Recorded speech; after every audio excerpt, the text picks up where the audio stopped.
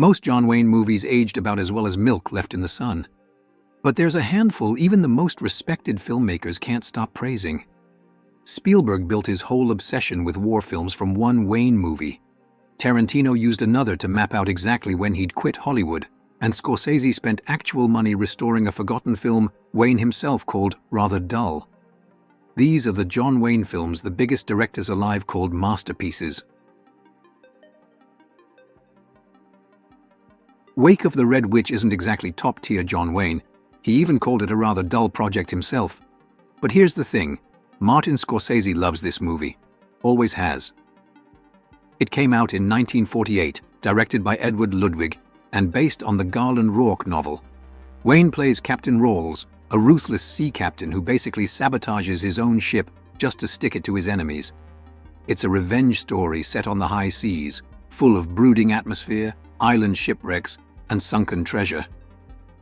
Wayne's character is a long way from the usual Western hero.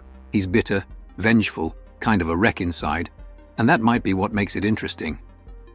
The film was actually a hit when it came out, and Wayne's production company, Batjack, got its name from the shipping company in the film. Scorsese once said this was one of the films that made him really see Wayne as an actor. Not just the movie star, but someone who could carry layered characters. And years later, when Scorsese's Film Foundation partnered with Paramount to restore 30 Republic Pictures classics, Wake of the Red Witch was one of them. This is one of the films that helped shape Steven Spielberg.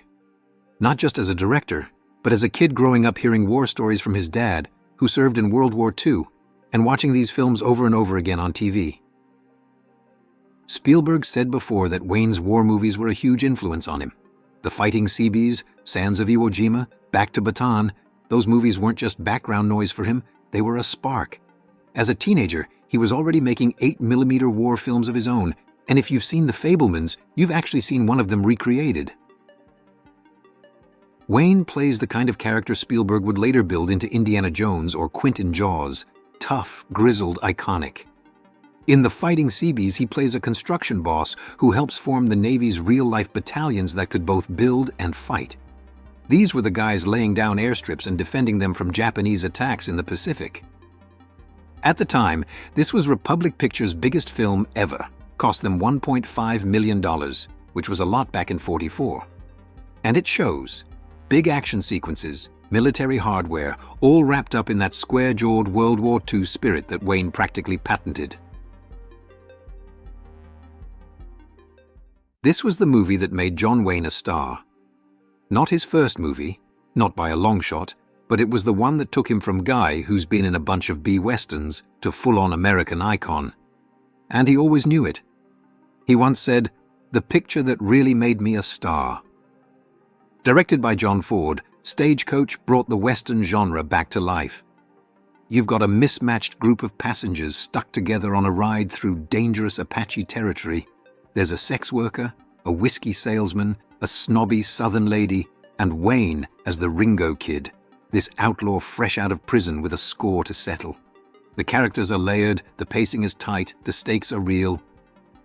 Clint Eastwood, who wasn't exactly known for gushing over Wayne, admitted that he saw Stagecoach as a kid and it left a mark. He said, "Ford had an influence on me subconsciously. I watched his films in a dark theater, sometimes twice in a row, and even though they had their differences, Eastwood still had the respect."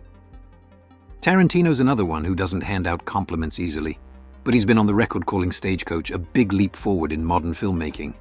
I do think that a case can be made that Stagecoach was a big jump forward in modern filmmaking. It holds up beautifully today. And then you've got Orson Welles, maybe the biggest Stagecoach fan of them all. Welles watched it 40 times while prepping Citizen Kane. Not just by himself either. He'd bring in studio department heads, make them watch it with him, and pick their brains.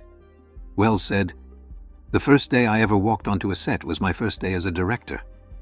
I'd learned whatever I knew in the projection room from Ford." Peter Bogdanovich once said that if he had to pick one last movie to play in a dying theater, it would be Red River, and when he made The Last Picture Show, that's exactly what he chose. Roger Ebert called it one of the most quintessential Western images ever filmed. He said Red River is one of the all-time greats, at least when it sticks to its core story.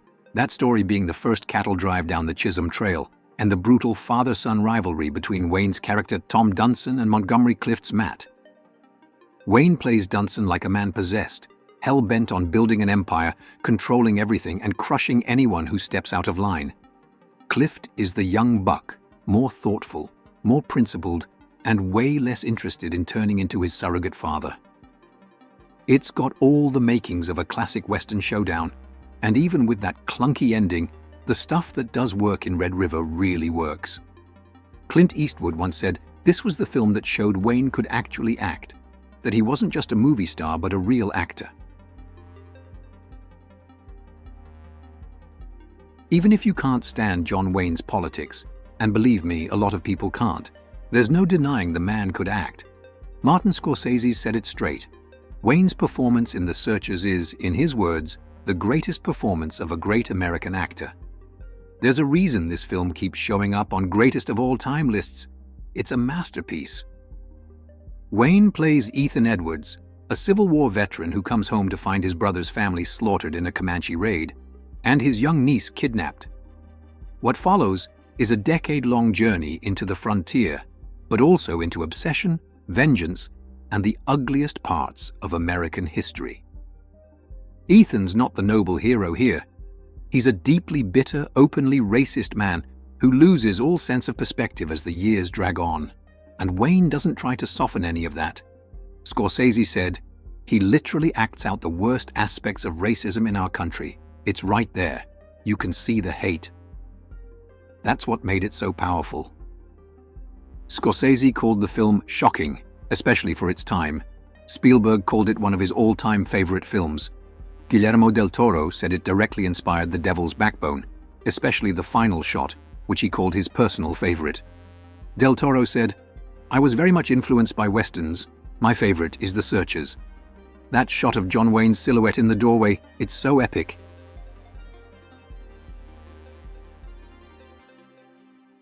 By the time Howard Hawks came back to direct Rio Bravo, he hadn't made a movie in 4 years. His last one, Land of the Pharaohs, had flopped, and he'd started wondering if he'd lost it. First day back on set, 62 years old, 40 films behind him already. He was so nervous he literally stood behind the set and threw up. Then he walked out and directed Rio Bravo. John Wayne plays Sheriff John T. Chance, holding a murderer in his jail while the killer's powerful brother gathers a gang to bust him out. Wayne's outnumbered, outgunned, but completely in control.